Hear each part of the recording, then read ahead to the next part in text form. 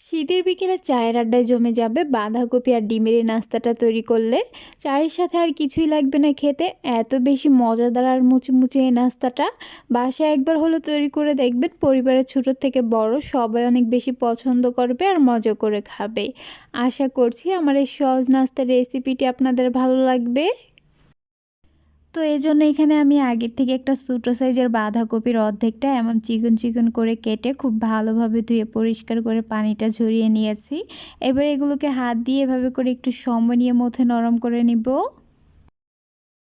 আর আপনারা চাইলে কিন্তু সামান্য লবণ দিয়ে এই পর্যায়ে বাঁধাকপিটাকে হাত দিয়ে এভাবে করে মথে নিতে পারেন। এতে করে দেখবেন এগুলো আর অল্প সময় নরম হয়ে গেছে। তো হাতে একটু সময় নিয়ে মথে নেওয়ার পর দেখতেই পাচ্ছেন বাঁধাকপিগুলো নরম হয়ে গেছে আর এর থেকে অনেকটাই পানি ছেড়ে দিয়েছে। এখন এর মধ্যে কিছু মশলা দিয়ে দিব। প্রথমে দিয়ে দিচ্ছি স্বাদ মতো লবণ, দিচ্ছি হাফ চা চামচ ভাজা জিরার গুঁড়া, দিচ্ছি 1/4 চা চামচ হলুদের গুঁড়া, আর দিচ্ছি হাফ চা চামচ মরিচের গুঁড়া, দিচ্ছি 1 চা চামচ চাট মশলা, দিচ্ছি হাফ কাপ পেঁয়াজ কুচি, আর দিচ্ছি 2টা কাঁচামরিচ কুচি, দিচ্ছি অল্প কিছু পরিমাণ ধনিয়া পাতা কুচি। এবার হচ্ছে এই সবগুলো উপকরণ বাঁধাকপির সাথে হাত দিয়ে একটু ভালোভাবে মিশিয়ে নিব। তো মশলাগুলো ভালোভাবে মিশিয়ে নেওয়ার পর এবার এর মধ্যে হাফ কাপ ময়দা অল্প অল্প করে দিয়ে ভালোভাবে মিশিয়ে একটা আঠালো মিশ্রণ তৈরি করে নেব। আর এখানে আমি ময়দা দিয়েছি, আপনারা চাইলে এর পরিবর্তে বেসন অথবা চালের গুঁড়া দিতে পারেন। আর এখানে আমার হাফ কাপ ময়দা দিয়ে মিশ্রণটা তৈরি হয়ে গেছে। আপনারা আপনাদের প্রয়োজন অনুযায়ী কমিয়ে বাড়িয়ে দিয়ে এমন একটা আঠালো মিশ্রণ তৈরি করে নেবেন।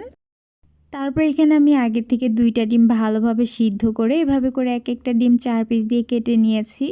এখন এগুলোকে একটা সাইডে রেখে দিব। এরপর নাস্তাগুলো শেপ তৈরি করার আগে 2 হাতের তালুতে আমি সামান্য তেল লাগিয়ে নিয়েছি। এবার এখান থেকে পরিমাণ মতো মিশ্রণ একটা হাতের তালুতে নিয়ে এভাবে করে প্রথমে একটু ছড়িয়ে দিচ্ছি। তারপর এর মাঝ বরাবর একটা ডিমের পিস দিয়ে আবার এর উপরে পরিমাণ মতো মিশ্রণ দিয়ে হাত দিয়ে এভাবে করে একটু ভালোভাবে কভার করে নিলেই একটা নাস্তা শেপ তৈরি হয়ে যাবে। আর একইভাবে সবগুলো নাস্তা শেপ তৈরি করে নেওয়া হয়ে গেলে এবার হচ্ছে এগুলোকে ভেজে নিব। এই জন্য চুলায় একটা প্যানের মধ্যে পরিমাণ মতো তেল দিয়ে সামান্য গরম করে নিয়েছি। এখন এই গরম তেলের মধ্যে এক এক করে নাস্তা শেপগুলো দিয়ে দিচ্ছি।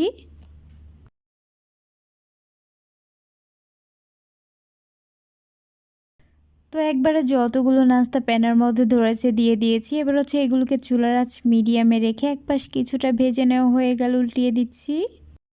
আর এইভাবেই নাস্তাগুলোকে কিছুক্ষণ পর পর এপাশ ওপাশ করে গোল্ডেন ব্রাউন কালার করে ভেজে নিতে হবে। আর এইগুলো কিন্তু খুব বেশি আঁচে ভাজা যাবে না, তাহলে উপরটা দূরত্ব কালার চলে আসলে ভিতরটা কিন্তু ভালোভাবে কুক হবে না।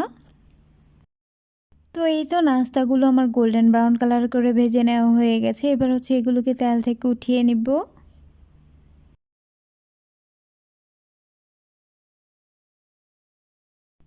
আর একইভাবে আমি বাকি নাস্তাগুলো ভেজে নিয়েছি।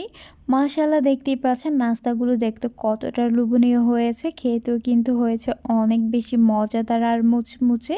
শীতের বিকেলে চায়ের আড্ডায় বাঁধাকপি আর ডিমের এই নাস্তাটা থাকলে আমার মনে হয় আড্ডাটা একদমই জমে যাবে।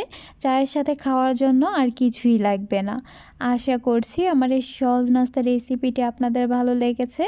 ভালো লাগলে আমার পেজটা ফলো করার অনুরোধ রইল, তার সাথে আমার চ্যানেলটা সাবস্ক্রাইব করার। তাহলে আজ এ পর্যন্তই, আবার দেখা হবে নতুন কোনো এক রেসিপিতে।